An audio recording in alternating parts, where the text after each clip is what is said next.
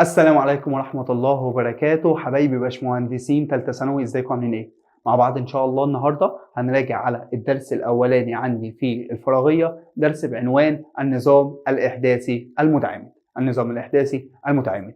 متعودين مع حضرتك في التانية اعدادي وفي اولى اعدادي وفي تالتة اعدادي وفي اولى ثانوي وفي تانية ثانوي ان انت شغال على محورين فقط، محور السينات ومحور الصادات. فبالتالي لما تيجي تحط لي اي نقطه وانت على النظام المتعامد كنت بتقول لي ان هو زوج مرتب. زوج مرتب بيبقى عباره عن س وعباره عن ص. طيب يبقى في ال 3 دي او في ال 2 دي، 2 دي يعني ايه 2 دي؟ يعني اتنين احداثي. فبتقول لي ان الزوج المرتب بيبقى عباره عن س وبيبقى عباره عن ص. طيب السنه دي ان شاء الله هنشتغلوا مع بعض في 3 احداثيات فاسمه 3 دي. يبقى كلمة 3 دي اللي حضرتك بتقولها على طول دي عبارة عن حاجة مجسمة، والمجسم ده بيبقى عبارة عن 3 مستويات. مستوى أو عبارة عن 3 محاور اللي هو محور السينات ومحور الصادات، ده اللي أنا متعود عليه، ومحور هيتضاف عليا السنة دي جديد اسمه محور العين. يبقى لما تيجي تكتب لي النقطة السنة دي إن شاء الله هتكتبها لي هو عبارة عن 3 حاجات، اللي هو عبارة عن س وعبارة عن صاد وعبارة عن عين. يبقى عبارة عن كام حاجة؟ 3. ايه هما؟ السين وكمان الصاد وكمان الايه؟ العين. طيب يا مستر رسمتهم بتبقى عاملة ازاي؟ انا عارف ان ال2 دي او السين والصاد دي رسمتهم. طيب ده بالنسبة لي محور الصادات، ده بالنسبة لي محور السينات. طيب النظام بقى الاحداثي المتعامد اللي بيتكون من 3 محاور، بيبقى فيه محور عامل كده، ومحور كده طالع لفوق، ومحور من النص ما بينهم كده ماشي كده. ادي دول 3 محاور. المحور ده بالنسبه لي اسمه محور صاد. المحور العمودي ده بالنسبه لي بيبقى اسمه محور عين. المحور المايل ده بالنسبه لي بيبقى اسمه محور س. يبقى تاني قال لي ده بيبقى صاد، ده بيبقى عين، ده بيبقى س. يبقى دول ال3 محاور بتوعي. طيب بص بقى معايا، ال3 محاور دول هم عاملين شبه بالظبط. ثانيه واحده، ادي ال3 قلمه دول اهم، ادي قلم، ادي التاني، ادي التالت. بص كده اهو، ده محور عين اللي هو العمودي، والاتنين بتوع الارضيه دول اللي هو محور ايه؟ صاد ومحور س، او محور س ومحور صاد. يبقى انا شغال على 3 دي 3 محاور، ادي قلم وادي القلم وادي القلم، ادي ال3 مستويات بتوعي. بص كده الاتنين اللي على الارضيه دول الزاويه بينهم كام درجه؟ 90. طيب ده وده الزاويه بينهم كام درجه؟ 90. طيب ده وده الزاويه بينهم كام درجه؟ 90 درجه. طيب بص بقى معايا، انا دلوقتي ما بين القلم ده والقلم ده في هنا حيطه، حيطه دي بسميها مستوى. ما بين القلم ده والقلم ده بيبقى في حيطه، الحيطه دي بسميها مستوى. وما بين الاثنين اللي في الارض، انت بتقول ايه؟ في الارض، في ارضيه، يبقى انا بسميها مستوى. يبقى تاني قال لي يا مستر في هنا خلي بال حضرتك حاجه اسمها مستوى. طيب وفي ايه تاني؟ قال لي هنا في حاجه تانيه اسمها مستوى اهو. يبقى انت عندك حيطه هنا وعندك حيطه هنا. عندك ايه تاني يا مستر؟ قال لي عندي ارضيه. طيب بص بقى الارضيه اختاروا لون تاني مختلف مثلا اهو، يلا بينا. في عندي الارضيه دي،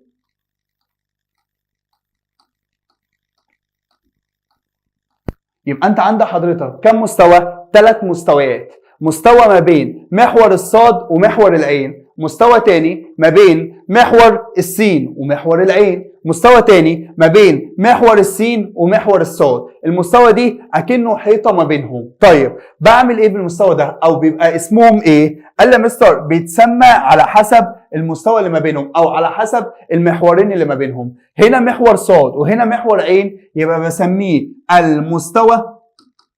ركز بقى، صاد عين، اسمه مستوى ايه؟ صاد عين. طيب ده ما بين السين وما بين الصاد، يبقى انا بسميه مستوى سين صاد. طيب ده ما بين السين وما بين العين، يبقى حضرتك بتسميه مستوى سين عين. يبقى انت عندك كم مستوى؟ 3 مستويات. مستوى سين عين، سين عين، مستوى سين صاد، مستوى ايه؟ صاد عين. لو جيت سالتك المستوى التي ينتج عن تقاطع صاد وعين، بص انا بقول لك ايه؟ صاد وعين، يبقى صاد عين. المستوى الناتج عن تقاطع المستوى او المحورين س وصاد، يبقى مستوى س صاد. المستوى الناتج من س وعين يبقى س عين. يبقى تاني قال لي يا مستر المستوى الناتج عن ص عين يبقى ص عين. مستوى الناتج ما بين س وعين ادي س عين. مستوى الناتج بين س وصاد يبقى اسمه س وصاد. طيب يبقى انت كده عندك كم محور؟ 3. عندك كم مستوى؟ عندي 3. 3 مستويات و3 محاور. حلو قوي كده. يبقى ده بالنسبه لي ال3 دي. يبقى تاني انا عايز اعرفك بس الفكره بتاعته. الفكره بتاعته ادي 3 مستويات وادي 3 محاور، ولما اجي احط اي نقطه في الفراغ بتتحط من 3، هي السين والصاد والعين. بتبقى عباره عن ايه؟ سين وصاد وعين. تعالى نفتكروا مع بعض كده في ثانيه ثانوي او في اولى ثانوي او عموما في اعدادي، لو انت حطيت لي نقطه على محور الصادات، كنت اي نقطه على محور الصادات كانت السين ب0 انما الصاد لها قيمه.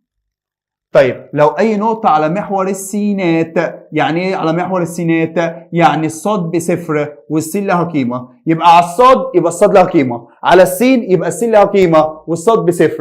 هنا نفس الكلام، لو انا عندي نقطة تقع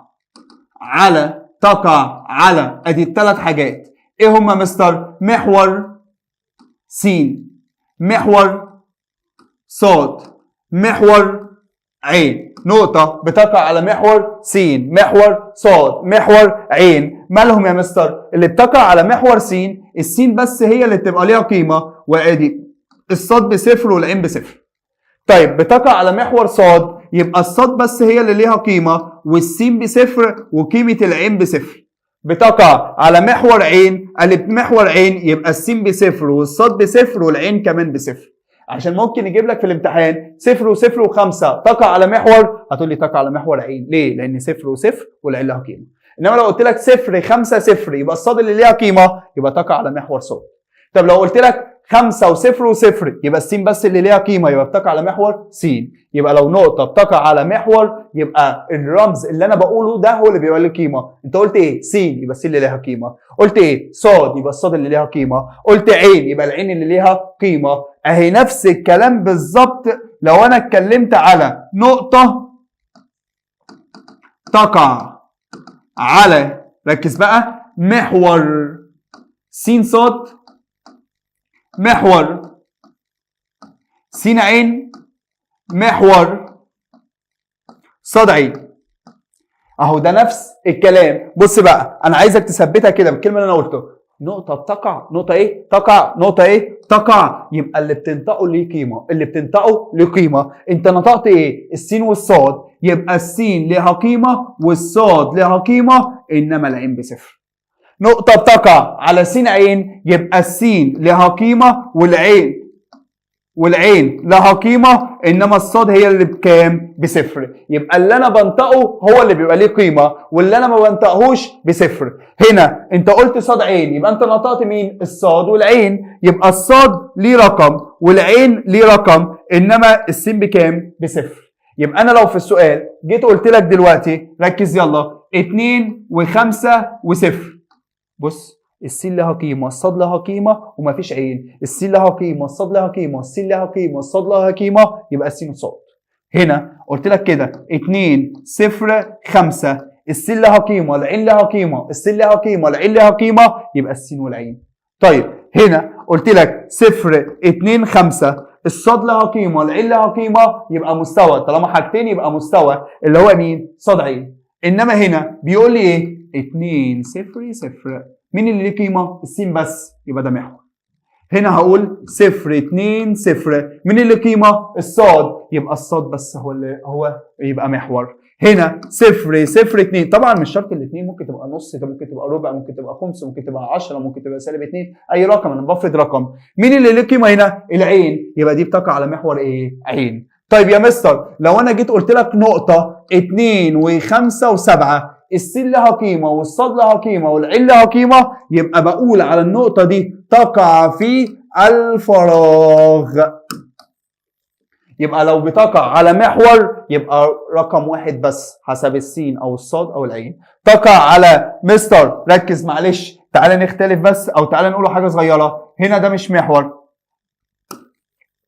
هنا ده بالنسبه لي بيبقى مستوى، هنا بالنسبه لي بيبقى مستوى، هنا ده بالنسبه لي بيبقى مستوى. يبقى لو في رقمين يبقى بتقع على مستوى، رقمين يبقى على مستوى، رقمين يبقى على مستوى، رقم واحد يبقى محور، 3 ارقام يبقى النقطة دي بتقع فين؟ في الفراغ، النقطة دي بتقع على الفراغ. كلام جميل؟ كلام جميل. طيب عندي حاجة تانية في الوحدة او في الدرس ده، الفراغية حلاوتها انها شوية قوانين، يعني انت بتفهم القوانين بتطبقها، شكرا كده. انت كده اخدت ايه؟ اخدت لو هي بتقع. طيب ما تيجي ناخده بعد نقطة عن، يلا بينا، بعد نقطة عن محور، بعد نقطة عن مستوى، بعد نقطة في نقطة الأصل، نقطة الأصل. أعطاني أي نقطة وليكن النقطة دي هي عبارة عن س وعبارة عن ص وعبارة عن ع. تمام يا مستر؟ تمام. قال لي أنا عايز بعدها عن محور، إذا كان محور س، محور ص، محور ع. إذا كان مستوى س ص، مستوى ص ع، مستوى س ع، وإذا كان نقطة الأصل بس. طيب تعالى بقى أنا هعكس الكلام اللي قلته من شوية. قلنا في كلمة تقع اللي أنا بقوله يبقى ده بتقع فيه، يعني لو قلت السين يبقى السين يبقى محور السينات، قلت الصاد يبقى بتقع على محور الصادات. هنا لو عايز تجيب البعد قول له جذر اللي مش بقوله تربيع. جذر ايه؟ اللي انت ما جبت سيرته تربيع، بمعنى ان انا لو قلت عايز بعد عن محور السينات يبقى مين اللي انت ما جبت سيرته؟ ما جبت سيره الصاد، ما جبت سيره العين، يبقى انا هقول له جذر زي ما هو قال، ما جبت سيره الصاد، ما جبت سيره العين، تربيع ما بينهم زائد. يبقى البعد عن محور السينات هو عباره عن جذر صاد تربيع زائد عين تربيع. شوف الرقمين اللي هو مدهم ايه. طيب عايز البعد عن محور صاد، مين اللي انت جبت سيرته؟ السين والعين، يبقى انا هقول له جذر السين تربيع زائد العين تربيع. طب انا عايز البعد عن محور عين، مين اللي انا ما جبت سيرته؟ السين والصاد، يبقى انا هقول له هو عباره عن جذر سين تربيع زائد صاد تربيع. احفظ قوانين ماشي، بس ليه؟ طب ما انا ممكن اميزها بكلمتين حلوه، ايه هما؟ اللي انت مش بتقوله تربيع، سين يبقى صاد وعين، صاد يبقى س وعين، عين يبقى س وايه؟ وصاد. ده لو انا عايز البعد عن ايه؟ لو عايز البعد عن محور. طيب لو عايز بعد عن مستوى، قلنا جذر اللي انا مش بقوله تربيع، يعني جذر هنا س صاد، مين اللي انت ما جبت سيرته؟ العين، يبقى انا هقول له جذر عين اس 2. طب ما انا عارف ان الجذر بيضيع التربيع، ادي الجذر ضيع التربيع، فاتفضل لي عين بس انا عارف ان مفيش بعد بالسالب، يبقى اتفضل لي عين جوه قيمه مطلقه. ايه ده؟ يعني س صاد باخد العين؟ ايوه، يبقى صاد عين، الله ينور عليك سامعك، هاخد السين. طيب س عين يبقى الصاد جوه قيمه مطلقه. يبقى تاني، بعد عن مستوى س صاد عين، صاد عين س عين يبقى صاد.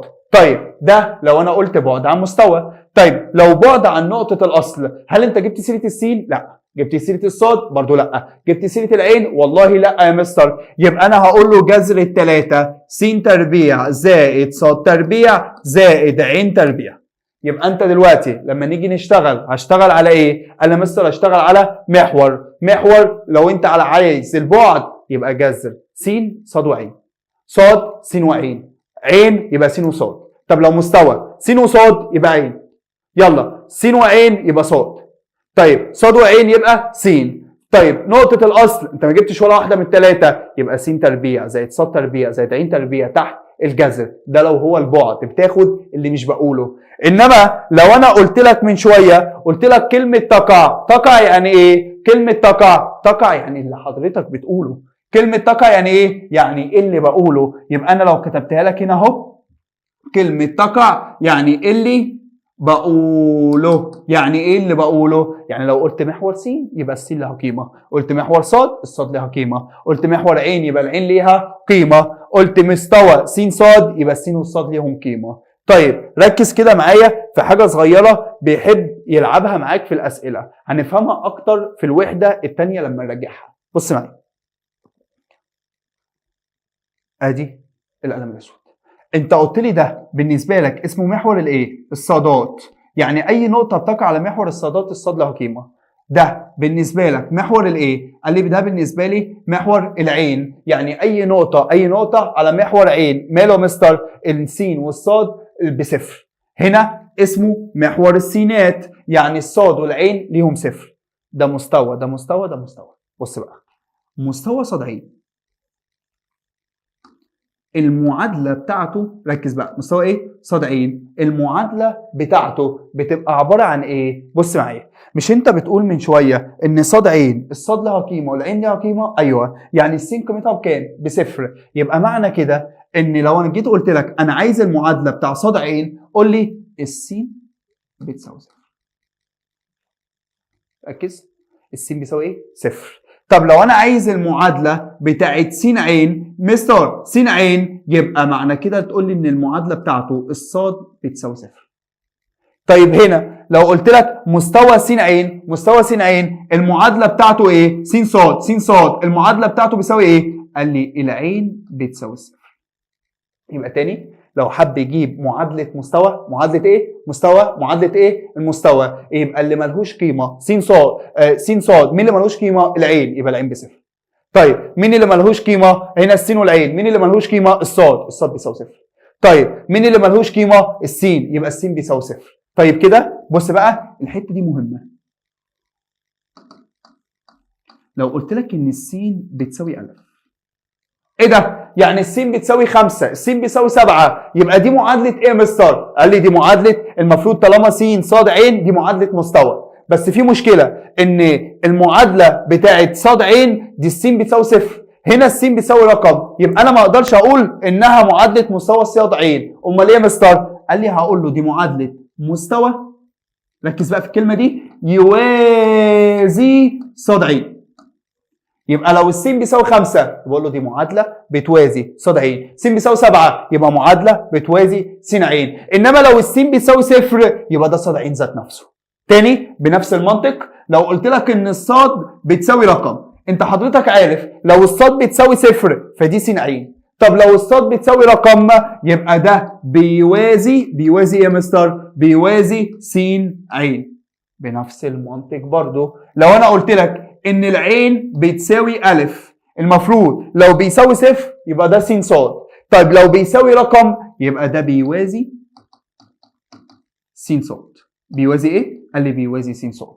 يبقى انت كده عرفت معادله المستوى ومعادله اللي بيوازيه، كده انت عرفت ايه؟ معادله المستوى ومعادله اللي بيوازيه. طب ما تيجي يا مستر نجيبه معادله المستقيم، المستقيم عين والمستقيم س والمستقيم صاد. لو انت فاهم اللي فاتت خلصت. ازاي؟ مش انت بتقول لي صاد عين يعني السين بصفر فالمعادله بتاعته س بصفر؟ ايوه.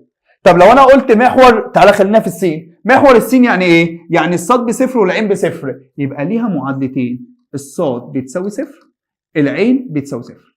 يبقى ايه هي معادله محور السينات؟ صاد بصفر عين بصفر. طيب ايه هي معادله محور العين؟ يبقى السين بصفر والصاد بصفر. ايه هي معادله محور الصاد؟ محور الصاد يعني السين بصفر والعين بصفر. يبقى كلمه معادله على حسب النقطه، في النقطه مين اللي بصفر؟ الصاد والعين، يبقى دي المعادله ان الصاد بصفر والعين بصفر.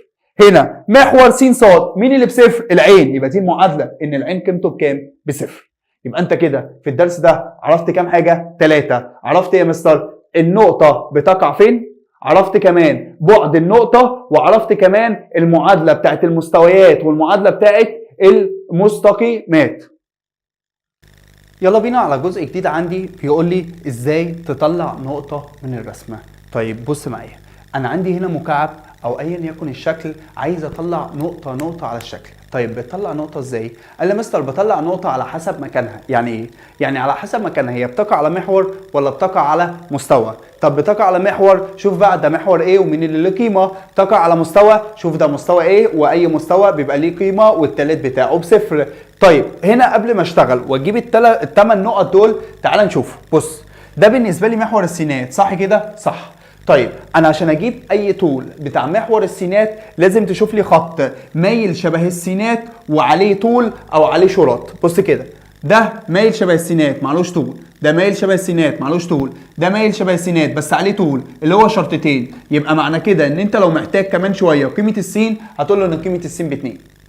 طيب ايه تاني؟ شوف صاد، عايز خط كده افقي عليه قيمه، ده افقي بس ما اعرفش قيمته كام، ده افقي بس ما اعرفش قيمته بكام، ده افقي بس عليه 3 شرط. يبقى معنى كده ان انا لو احتجت الصاد كمان شويه فانا عارف انها ب3. طيب فاضل لك العين. العين رأسي كده مستر، ده رأسي وده رأسي وده رأسي، مين اللي عليه قيمه؟ ده 1 2 3 4. يبقى لو احتجت العين فهتقول لي ان العين ب4. يبقى لو احتجت العين هتقول لي العين بكام؟ العين ب4 يا مستر. طيب تعالى بقى نشوف النقط. نقطة ألف، نقطة ألف دي فين مكانها؟ مكانها أهو. طب المكان ده فين يا مستر؟ ده على محور السينات، فأي نقطة على محور السينات الصاد ب0 والعين ب0، إنما السين لها قيمة. طب هتجيب قيمة السين؟ أيوه قيمة السين بكام؟ ب2. يبقى أنا هقول له إن قيمة السين ب2. طيب الب، نقطة ب، فين ب يا مستر؟ ب أهي. فين ب؟ ده على محور؟ لا مش على محور، انا عندي 3 محاور بالاسود اهو. امال فين ب دي يا مستر؟ قال لي ما بين السين والصاد. طالما ما بين السين والصاد يبقى ده مستوى اسمه س صاد. طب المستوى س صاد العين ب0 انما السين والصاد ليهم قيمه. طيب السين بكام؟ السين ب2. الصاد بكام؟ الصاد ب3. يبقى انا هقول له السين ب2 والصاد بكام؟ والصاد ب3. طيب الجيم، قال لي يا مستر الجيم فين؟ الجيم اهي يا مستر. طيب الجيم دي فين يا مستر؟ ده على الخط ده، يبقى على محور الصادات. طالما على محور الصادات يا صديقي يبقى الصاد بس هي اللي ليها قيمه، السين ب0 والعين ب0 والصاد ليها قيمه يا باشمهندس. طيب احط الصاد قيمتها بكام يا باشمهندس؟ الصاد عندي ب3، يبقى انا هحط الصاد ب3. طيب الدال فين؟ الدال اهي في النص ما بين السين والصاد والعين، واحنا عارفين يا باشمهندسين اللي في النص ده بيبقى اسمه نقطة الأصل. طب نقطة الأصل يبقى 0 و0 و0. نقطة الأصل أنا عارف إنها 0 و0. طب أنا بتعامل مع 3 دي يبقى 3 صفار. طيب كده أنا خلصت من أول 4. عندي 4 تانيين، ألف شرطة ب شرطة ج شرطة. طيب ألف شرطة فين مكان ألف شرطة؟ أهو ما بين السين والعين، يبقى في مستوى ايه؟ سين عين. يبقى السين لها قيمه، العين لها قيمه، انما الصاد ب0. جايب السين بكام يا باشمهندس؟ ب2. والعين بكام؟ والعين ب4. سيب لي الب شرطه دلوقتي، خش على ج شرطه. ج شرطه اهي ما بين الصاد والعين، يبقى ده اسمه مستوى صاد عين. الصاد لها قيمه، العين لها قيمه، انما السين ب0. انقل كده يا باشمهندس، الصاد ب3 والعين ب4. طيب مستر اللي انت جبته ده خلي بالك ده الجيم. 0 و3 و4، ادي 0 و3 و4. الدال شرطه اهو فين؟ على العين بالظبط. طالما على العين يبقى على محور العين. السين ب0 والصاد ب0 والعين انا عايز اشتغل عليها. العين بكام؟ العين ب4. اتفضل لك اللي احنا سايبينها اللي هي الب شرطه. بص بقى، اوعى عينك تزغلل وتقول لي ان العين شرطه ما بين الصاد والعين. امال ايه يا مستر؟ انت لو متخيل المكعب ده، ادي مكعب اهو، في هنا جنب وفي هنا جنب، والب دي في الفراغ هنا بره، يبقى في جنب هنا، في جنب هنا، في جنب هنا، في جنب هنا، والب في الفراغ بره. طب ما احنا قايلين ان اي نقطه في الفراغ السين والصاد والعين لهم قيمه، يبقى معنى كده ان السين ب2 والصاد ب3 والعين بكام؟ ب4. يبقى النقطه اللي في الفراغ السين بيبقى ليها قيمه والصاد بيبقى ليها قيمه والعين بيبقى ليها ايه؟ قيمه. طيب كده انت خلصت الجزء الاول من الدرس. انا عارف ان الدرس الاولاني كبير شويه بس حلاوته ان هو قوانين يا حبيبي، قوانين بتشتغل عليها. طيب انا بقى اخلص الجزء الاولاني من الدرس في ايه؟ ان انا اجيب لك شويه قوانين انت كنت واخدها اصلا في اعدادي بس واخدها على السين والصاد، انا دلوقتي هاخدها على السين والصاد والعين. بص كده، لو انت عندك نقطه عباره عن س واحد صاد واحد عين واحد، عندك نقطة تانية عبارة عن س 2 وصاد 2 وعين 2، وجيت قلت لك أنا عايز البعد بتاع أ ب، وأنا عارف إن كلمة بعد يعني طول، يبقى عايز بعد أ ب أو عايز طول أ ب. كنت بتقول لي إيه في ثالثة إعدادي؟ كنت بتقول لي الجذر التربيعي.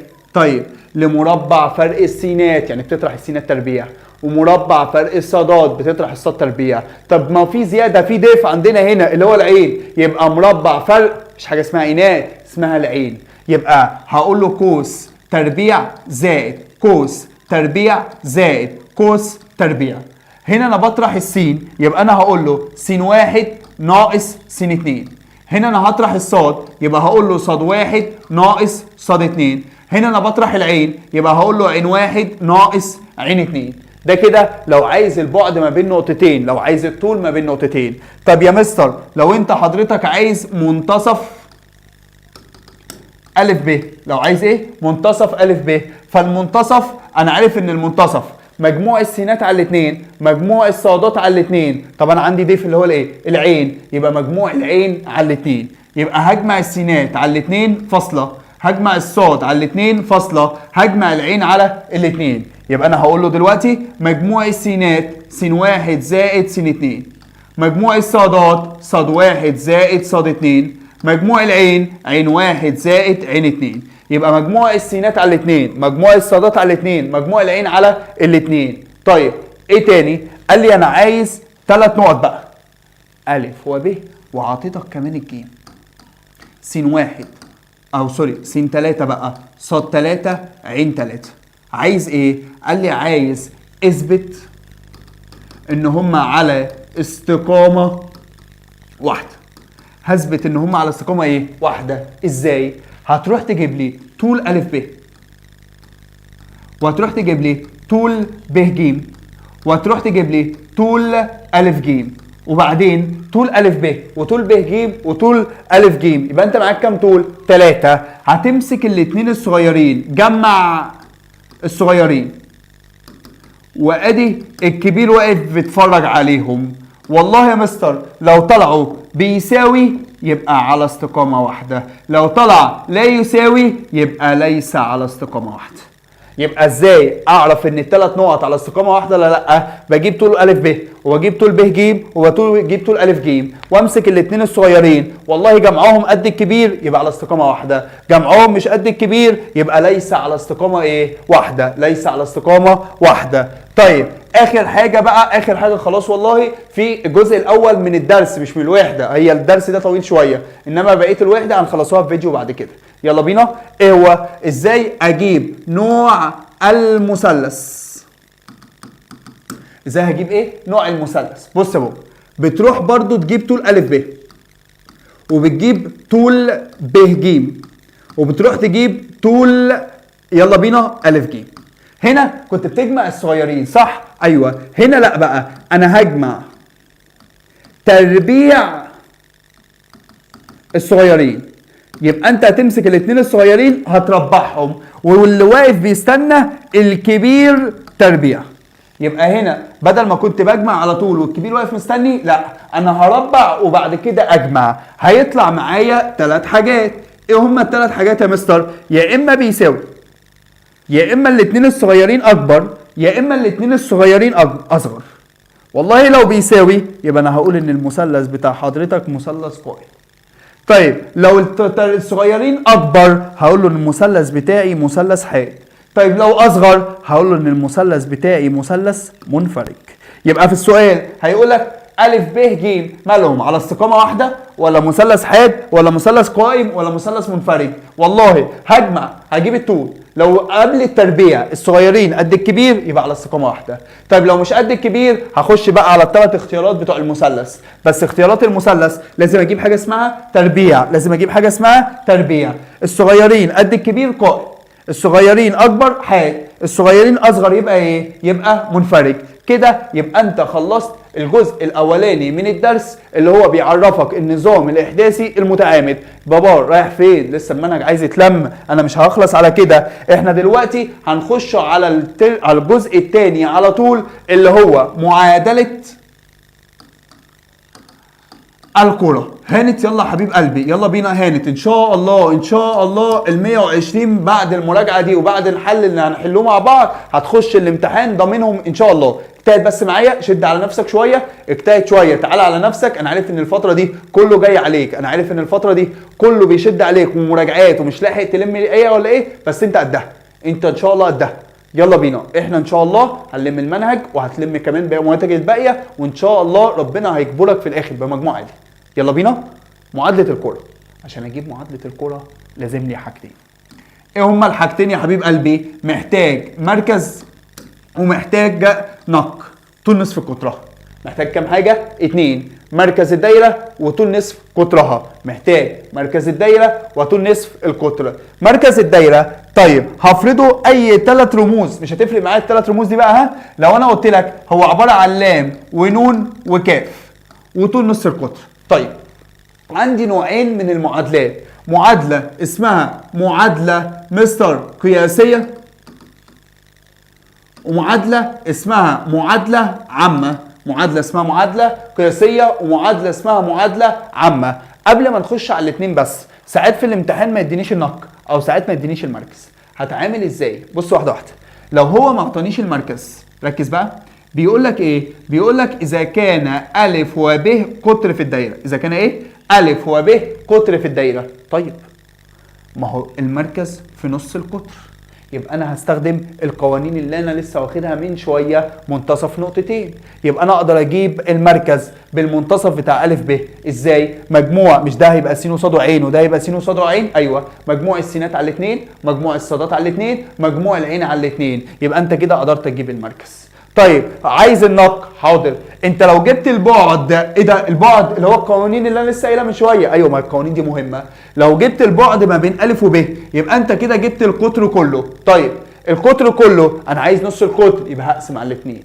طيب في حل تاني، مش انت رحت جبت المركز؟ ايوه، لو جبت البعد بقى ما بين المركز والف، ما ده بالنسبه لك نق. او لو رحت جبت البعد ما بين المركز وب، يبقى ده بالنسبه لك نق. اصل في سؤال تاني ممكن يروح مديلك المركز وبيديلك ا بس، يبقى في الحاله دي المركز معاك، يبقى نق هو اللي مجهول، يبقى انا هجيب البعد ما بين المركز والف. هل هقسم على الاثنين؟ لا، المركز والف ده على طول نص القطر، يبقى انا مش محتاج اقسم على الاثنين. يبقى ده لو لعب مع حضرتك ما بين المركز وما بين الايه؟ النق. طيب عايز بقى كم معادله؟ 2. معادله اسمها معادله قياسيه ومعادله اسمها معادله عامه. المعادله القياسيه حلوه، هي عباره عن قوس اس 2 زائد قوس اس 2 زائد قوس اس 2 بتساوي نق اس 2. قوس اس 2 زائد قوس اس 2 زائد قوس اس 2 بيساوي النق تربيع. ركز، النق تربيع يعني اثناء بعد كده هقول لك هنا 25، انا عايز النق. طيب يبقى النق تربيع ب 25 ياخد الجذر. هقول لك مثلا ان دي 36، عايز النق، تقول لي جذر 36 6، يبقى ده النق، لان اللي بيتحط هنا هو نق تربيع. طيب اللي بقى بيتحط ما بين الاقواس دايما بيبقى س ناقص ص ناقص عين ناقص، س ناقص ص ناقص عين ناقص. النق او المركز بتاع حضرتك لام ونون وكاف، يبقى لام ونون وكاف. يبقى دلوقتي انت عندك ايه؟ اللام كان بالموجب، انت خليته هنا سالب لام. العين كان النون كان بالموجب، خليته هنا سالب نون. الكاف كان بالموجب، خليته هنا سالب ايه؟ سالب كاف. يعني انا ممكن كمان شويه اقول لك بص كده، س ناقص 3 اس 2 زائد ص ناقص 4 اس 2 زائد عين زائد 5 اس 2 بتساوي مثلا السبعه. عايز ايه؟ عايز كل فيديو لازم عايز ايه؟ قال لي عايز المركز. اجيب المركز ازاي؟ يلا بينا. المركز بيساوي سالب 3. غلط. ليه؟ لان اللام هو من غير السالب، من غير السالب يعني بمعنى اصح غير الاشارات بس، يعني بمعنى اصح السالب 3 هيبقى 3، السالب 4 يبقى 4، الموجب 5 يبقى سالب 5. يبقى وانت بتجيب المركز من المعادله القياسيه قال لي خد الارقام اللي جوه الاقواس بس بعكس الاشاره. طيب اللي بره ده نق؟ لا، قال لي ده نق تربيع، يبقى عشان اجيب النق هاخد جذر اللي بره. جذر الكام؟ السبعه. جذر السبعه يديني كام؟ جذر 7. ايه ده في نق بجذر 7؟ عادي النق يطلع معايا بجذر 7. ده لو هو عايز ايه؟ لو هو عايز يا مستر المركز والنق واعطاك المعادله. طيب لو عكست،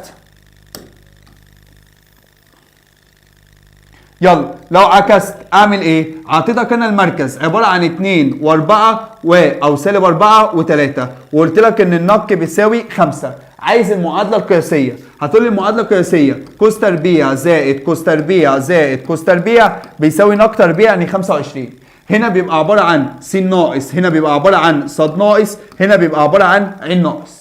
طيب عايز ايه بقى يا مستر؟ انا عايز الارقام اللي هتتحط هنا اللي هو المركز 2 سالب 4 وفي سالب يبقى موجب 4 وادي 3. ادي المعادله القياسيه. يبقى لو اعطاك المركز اعطاك المركز والنق وعايز المعادله، او اعطاك المعادله وعايز المركز والنق. طيب تعالى بقى نشتغلوا حصل خير. حصل خير اهو. يلا بينا. تعال نشتغلوا على المعادلة العامة. المعادلة العامة هي عبارة عن س تربيع زائد ص تربيع زائد ع تربيع ودي ثابتة. س تربيع زائد ص تربيع زائد ع تربيع ودي ثابتة. امسك المركز يا بابا اضربه في -2 كله، يعني همسك اللام -2 لام وحط جنبه س. امسك النون واضربه في -2 يبقى -2 نون وحط جنبه ص. امسك الكاف واضربه في -2 يبقى -2 كاف وحط جنبه عين. يبقى س تربيع ص تربيع ع تربيع، ده كده الجزء الاول. يبقى انا هحفظ المعادله على اجزاء. تاني -2 -2 في المركز واحط جنبه س وص وعين، يبقى ده كده الجزء الثاني. زائد د في الاخر، يبقى زائد ايه؟ د. يبقى تاني ده تربيع، وهنا قال لي مستر س تربيع ص تربيع ع تربيع، بضرب المركز في -2 واحط جنبه س وص وعين، في الاخر بحط د. مين الدال ده يا مستر؟ الدال ده عباره عن ايه؟ تربيع المركز ناقص تربيع النق. الدال ده عباره عن ايه؟ تربيع المركز ناقص تربيع النق. ربع لي كده المركز لام تربيع زائد نون تربيع زائد كاف تربيع ناقص تربيع النق، يبقى ناقص نق تربيع. يبقى تاني ده جزء ده جزء وده جزء. بتجيب الدال ان انا بربع المركز واطرح منه نق تربيع. طيب دي ليها شويه شروط. يبقى شروط عشان تبقى معادله دائره. ايه هي شويه الشروط؟ قال لي سوري الدايره دي في تانية ثانوي، انت دلوقتي كبرت وبقيت في ثالثه، فانت عندك شروط لمعادله الكره. ايه هي معادله الكره؟ 1 معامل س أس 2 يكون بيساوي معامل ص أس 2 يكون بيساوي معامل ع أس 2. لازم المعامل ده بيساوي المعامل ده بيساوي المعامل ده بيساوي الواحد.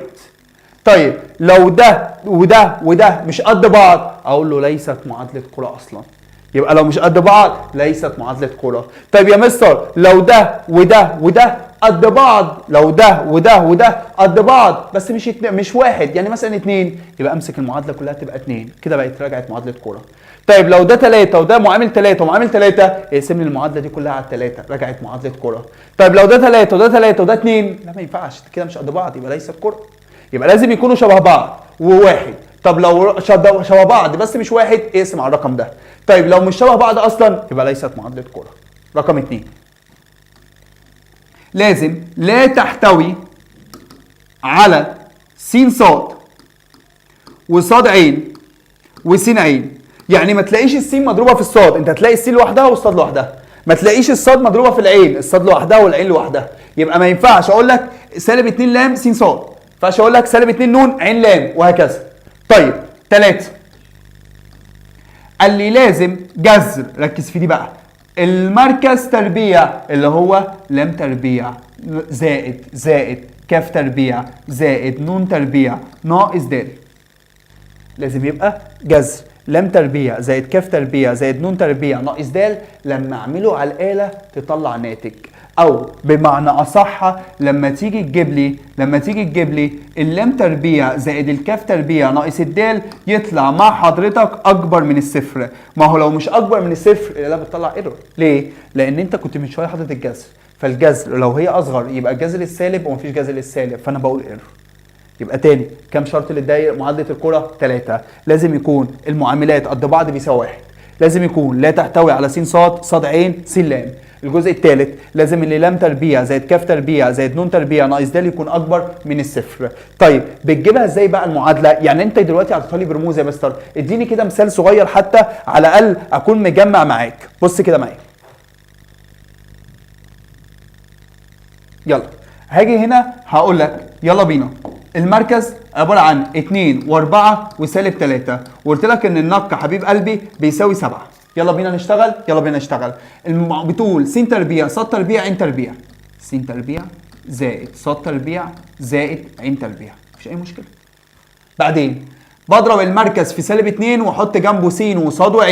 يعني هضرب ده في -2 يبقى -4 احط جنبه س، هضرب ده في -2 يبقى -8 احط جنبه ص، هضرب ده في -2 يبقى موجب 6 حط جنبه ع. يبقى ده كده الجزء الاول، ده كده الجزء الثاني. الجزء الاخير د، تعال نجيبوها وبعد كده اقول بيساوي 0.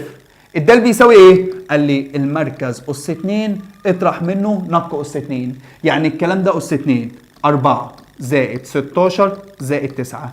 ده اس 2 وده اس 2 وده اس 2 ناقص نق اس 2 يعني ناقص 7 اس 2 يديني كام؟ 49. يبقى انا هقول له 4 زائد 16 ادي 20 و9 يبقى 29 نقص منه 49 يديني سالب 20. يبقى انا احط هنا سالب 20. يبقى الدال بتنزل اشارتها طلعت موجب 20 احط موجب 20، طلعت سالب 20 حطيت سالب 20. يبقى لو معاك المركز ومعاك النق تقدر تجيب المعادله ازاي؟ قال لي يا مستر بشتغل 3 خطوات زي ما حضرتك شايف كده.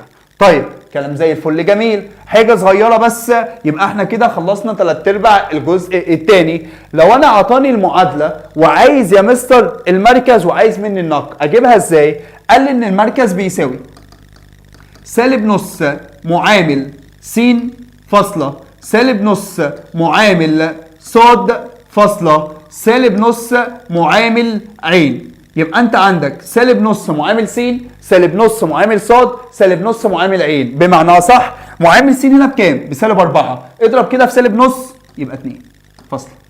يلا سالب 8 اضرب بآلتك سالب نص يبقى 4.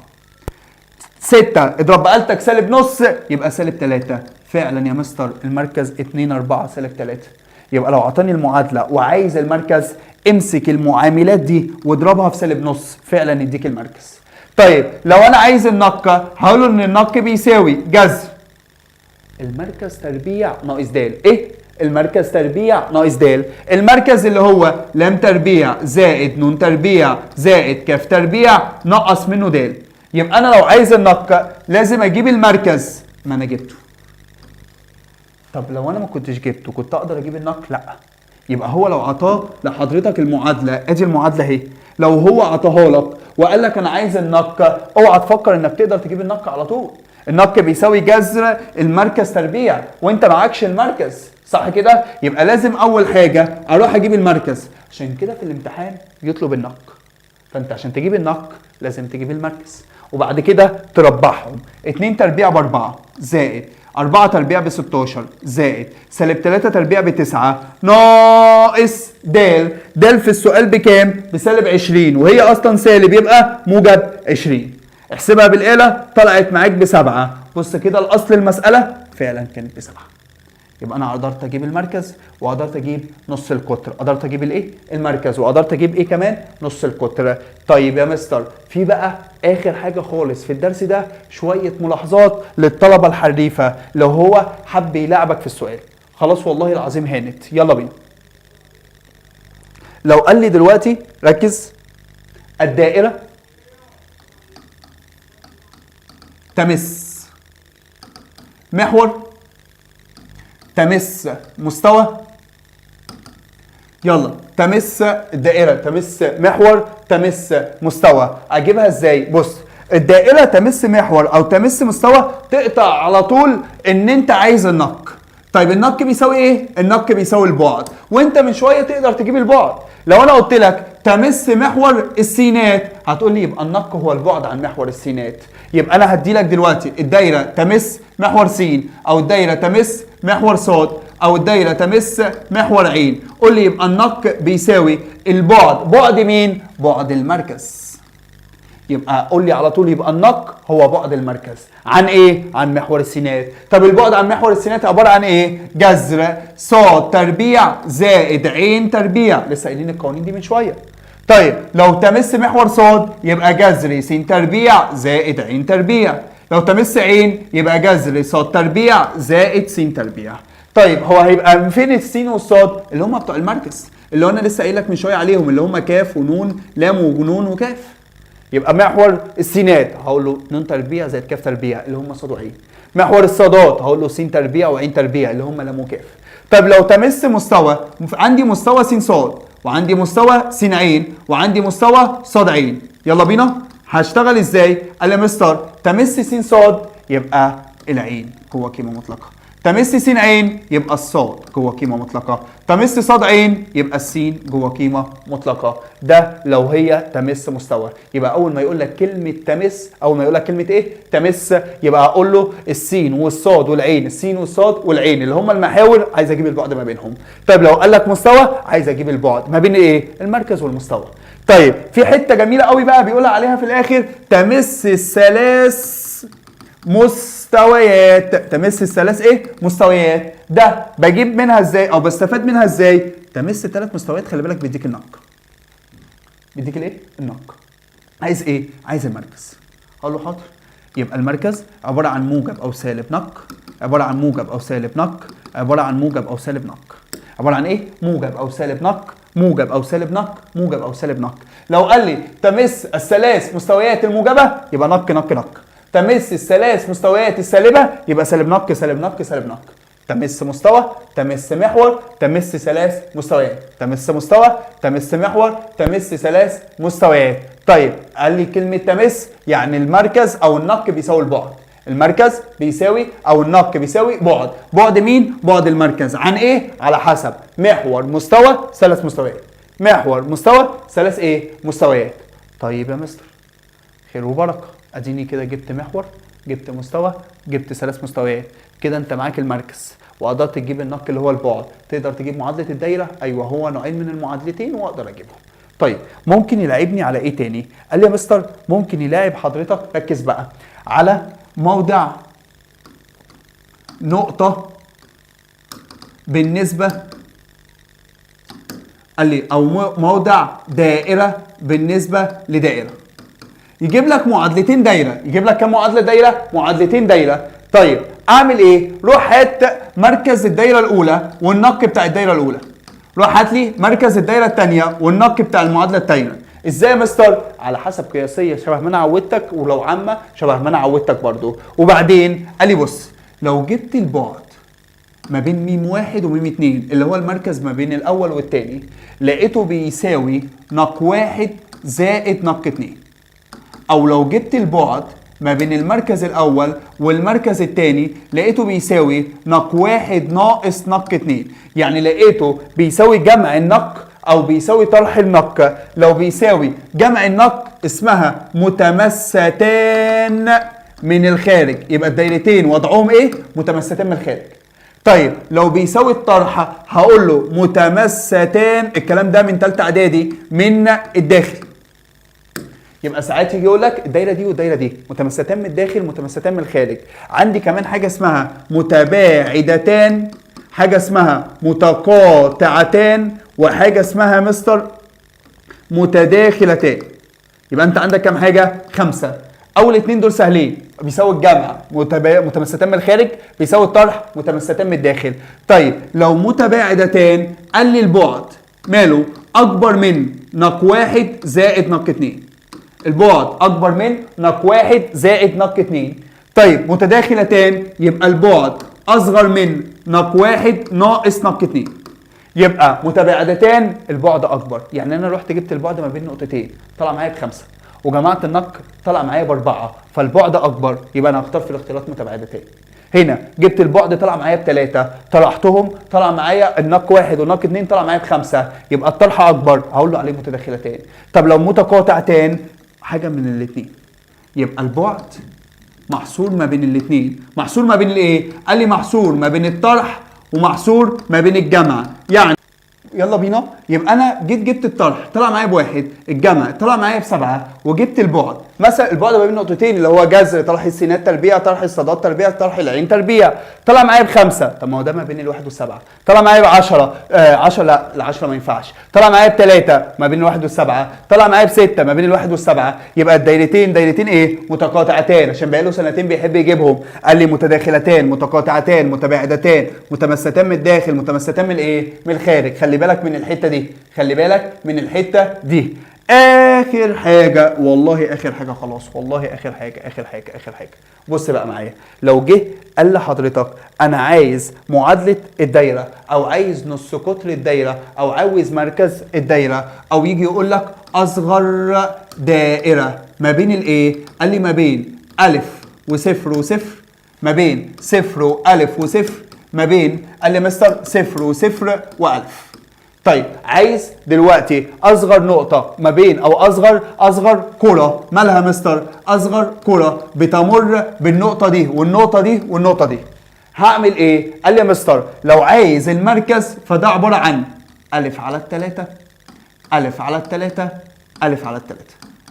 يبقى تاني لو قلت لك 5 وصفر وصفر، صفر وخمسة وصفر، صفر وصفر وخمسة، يبقى المركز 5 على 3، 5 على 3، 5 على 3. 6 وصفر وصفر، صفر وستة وصفر، 6 صفر وصفر وستة، يبقى انا اقول له 6 على 3 ب2، 6 على 3 ب2، 6 على 3 بال2. طيب يا مستر لو انا جيت قلت لك دلوقتي، لو انا يلا بينا ألف وألف وصفر، ها صفر وألف وألف، ها لو انا جيت قلت لك ألف وصفر وألف، يبقى انت عايز ايه؟ قال لي انا عايز المركز. بص معايا، هنا الالف كانت بتتكرر في النقطه كام مره؟ مره واحده، عشان كده قلت الف بس. هنا الالف بتتكرر في النقطه كام مره؟ مرتين، يبقى انا هقول له 2 الف على الثلاثه، 2 الف على الثلاثه، 2 الف على الثلاثه. يبقى تاني قال لي مستر المركز الف على الثلاثه، الف على الثلاثه، الف على الثلاثه، ده لو الالف بتتكرر في النقطه مره واحده. طب لو الالف بتتكرر في النقطه مرتين يبقى 2 الف على الثلاثه، 2 الف على الثلاثه، 2 الف على الثلاثه. طيب يا مستر كده انت عرفت تجيب المركز هنا وعرفت تجيب المركز هنا. طيب لو طالب مني النق، الحالتين الحالتين هو خلي بالك والله السؤال ده مهم قوي. هقول له الف جذر 6 على الثلاثة، يبقى لو قال لي 5 0 0 0 5 0 0 0 5 هتقول لي 5 جذر 6 على الثلاثة. نفس الكلام هنا 5 5 0، هنا 0 5 5 5 0 5. هنا مستر مش هقول 2 الف، لا في الحالتين الف بس. يبقى مين اللي الف و2 الف؟ المركز. انما مين اللي الف جذر 6 على 3 وما بيتغيرش؟ ده بالنسبه لي لو هو عايز الايه؟ النق. ده لو هو عايز النق. كده يبقى يا باشمهندسين خلصنا الدرس الاول في الفراغيه، درس على قد ما هو سهل، على قد ما هو مليان معلومات كتير. اتمنى تكون انت استفدت. اشوفكم على خير ان شاء الله في مراجعات جايه وفيديوهات جايه. السلام عليكم.